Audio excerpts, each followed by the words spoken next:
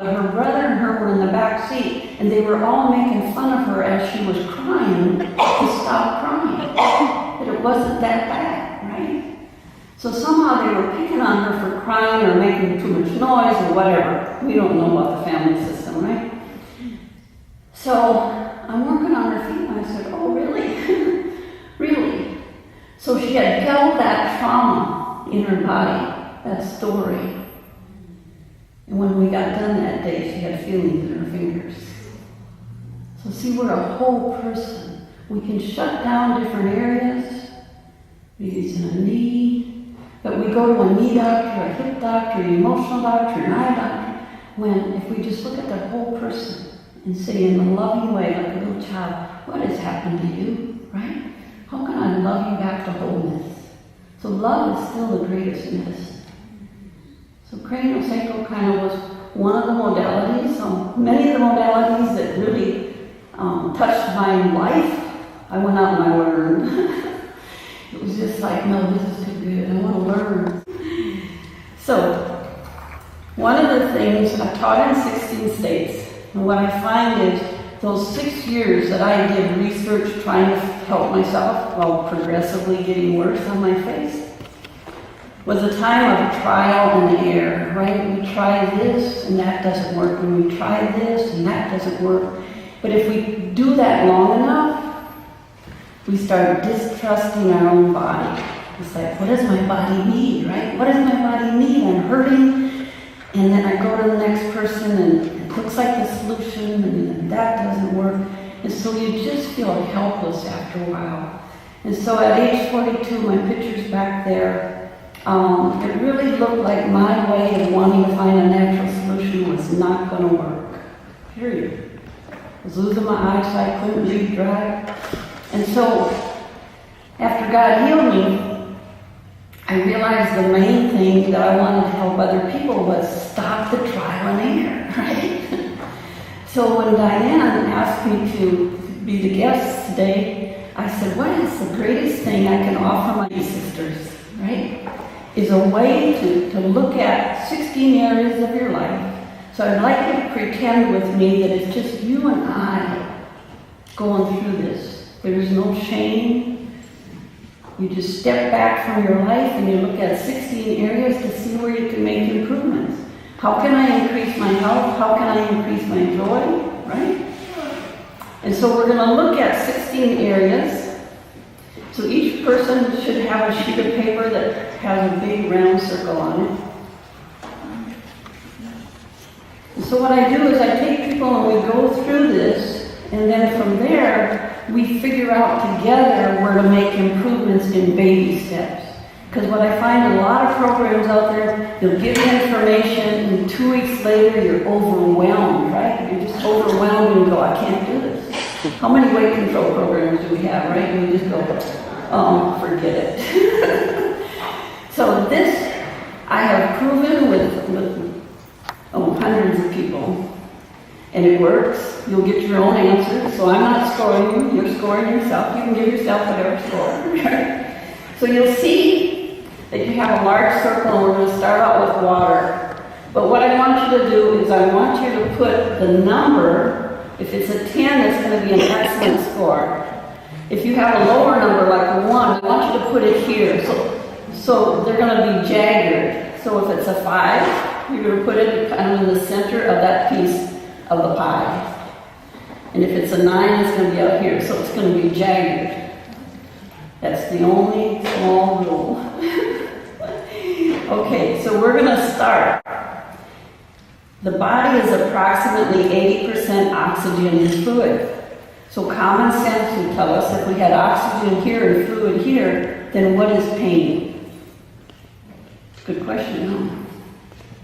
So pain in my world, being an emotional wellness coach, is that it's our first signal that emotionally we're a little off balance. So I'll tell you how we do this. So we have a headache. Here in America, we just pop pills because we don't want the headache, right? And eventually, if we pop enough pills, we get ulcers. And if we pop enough of those pills, then we have cancer, right? So all along, this is our God-given instrument. This is our vessel. This is a sacred vessel from God. The headache was telling us there's something in our environment perhaps we don't like. Maybe I'm lacking water since my body's water and oxygen. Maybe I'm not breathing fully. Maybe I just got upset. Maybe somebody just really upset me. Maybe it was 3 days ago and I've been brewing on it, right? And now I'm just getting so tense and now I get a headache. So it could be many different things, but if I'll just stop and be with it and say, wow, can I listen to my headache without immediately numbing it out, right? So this is a gift. So our intuition is directly behind the stomach wall. It's always wanting to guide us in a yes or no. If it's a maybe, it's generally a no, right? And sometimes we'll make decisions like, well, maybe. But in our heart, it's like, no, I don't want to go to that party. Okay, so 80%. So how much water does your body require for your body weight? So here's the formula. It works. You take your body weight, divide it by 2. That's how many ounces you need. And I just had a client up in Canada, and when we did this, she was drinking far more water than what her body required, and she was becoming weak. So we can go the other direction too. So when I did this for Nike, the Nike company out in Oregon, for their runners, when they actually saw that they needed to increase their water, they ran further with less effort. So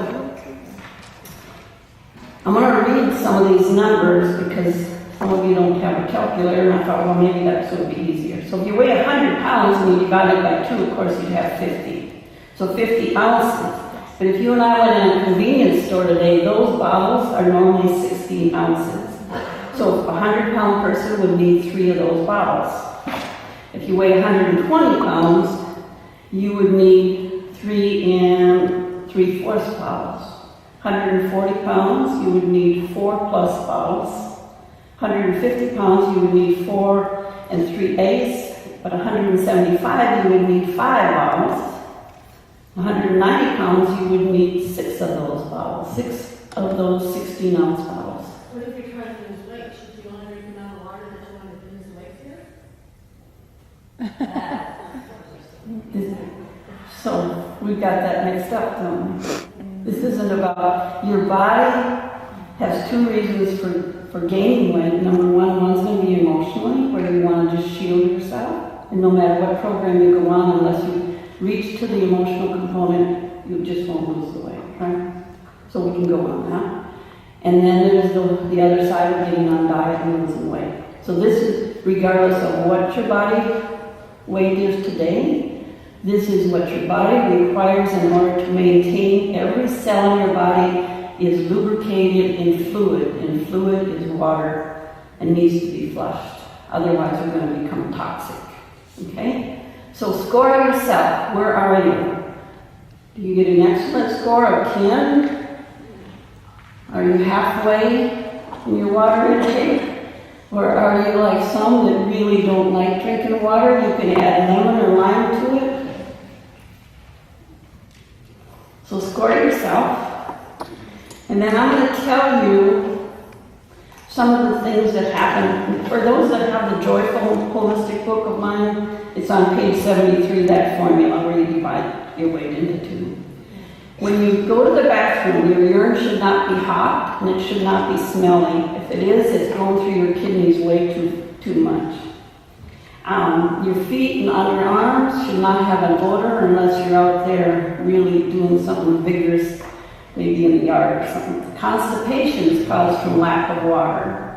Pain, our body's 80% oxygen and food. Pain lots of times is from lack of water. Exhaustion. The body's going to go into exhaustion without enough water. Headaches, dry skin, dry eyes.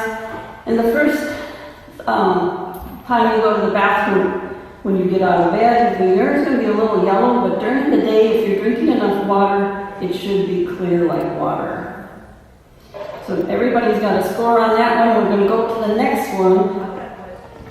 You said if you drink too much water, 10 would be optimal. If you drink too much, then I would do a 10 if you're at 10 or over. Then I would do a 10, but then I would start, I mean, you can do whatever you want, but I would start backing down on my water and make sure that it's level. So, number one, coming back to water, you do not want to drink much with your meals because you're going to dilute your nutrition. And in Texas, right, you go in a restaurant and they give us this glass that's huge. We don't want to do that. So you can start drinking water when you get up, and then stop drinking like half an hour before you eat, and then start again an hour after you eat. Just so you're not diluting your nutrition. So the next one is oxygen.